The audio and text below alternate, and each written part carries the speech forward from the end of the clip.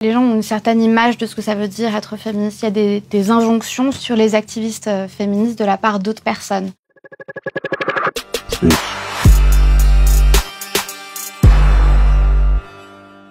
Alors clairement, je suis pas née féministe, je le suis devenue. Je suis devenue féministe grâce à des expériences personnelles, grâce à des lectures. Et finalement, j'ai renforcé ce féminisme grâce à la newsletter des Glorieuses. Quand on commence à se lancer dans un projet féministe, on se rend compte qu'on peut pas le faire sans être un petit peu politique. Et donc quelques mois plus tard, je me suis engagée, je me suis battue contre le Front National qui avait été très haut dans les sondages en décembre 2015. Et j'ai fait une tribune pour dire que c'est pas parce que ce parti était dirigé par une femme jeune et que 2 femmes de ce parti était extrêmement médiatisé que c'était pas un parti qui était un danger pour les femmes, tout au contraire. Et finalement, je pense que ce combat contre le Front National comme étant un danger pour les droits des femmes et les Glorieuses sont vraiment concomitants. Et l'objectif, c'était vraiment de proposer de nouvelles définitions de ce que ça voulait dire être féministe. Tous les 2 mois, j'ai tendance à dire que la définition que j'ai, elle est obsolète. J'ai commencé avec être féministe, c'est vouloir l'égalité entre les hommes et les femmes. Ouais, en disant homme avant femme d'ailleurs. Après, j'ai dit que être féministe, c'était vouloir le respect de toutes les femmes. J'ai vraiment changé, quoi. Et aujourd'hui,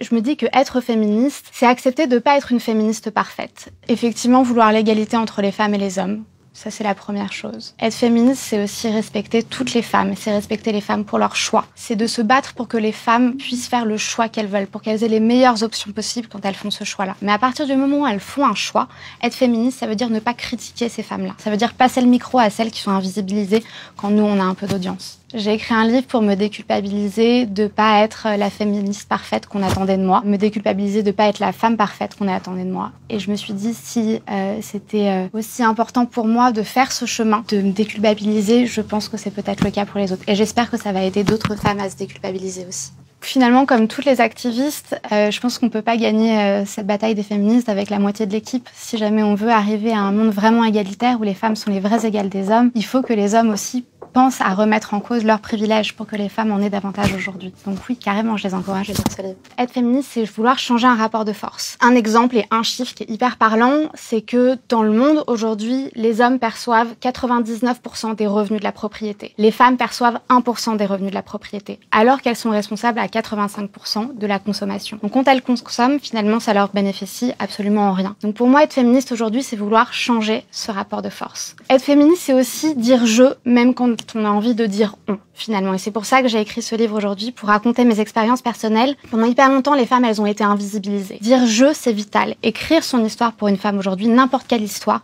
c'est absolument politique. Et finalement, si j'ai écrit ce livre, c'est pour les Glorieuses. Alors les Glorieuses, c'est qui? C'est vous. C'est toutes les femmes. C'est les femmes de mon imaginaire. C'est Maya Angelou, c'est Varsan Shire, c'est toutes les femmes. Je vous encourage aujourd'hui à écrire vos histoires, parce que écrire une histoire pour une femme, c'est absolument politique. Écrivez-les pour les Glorieuses.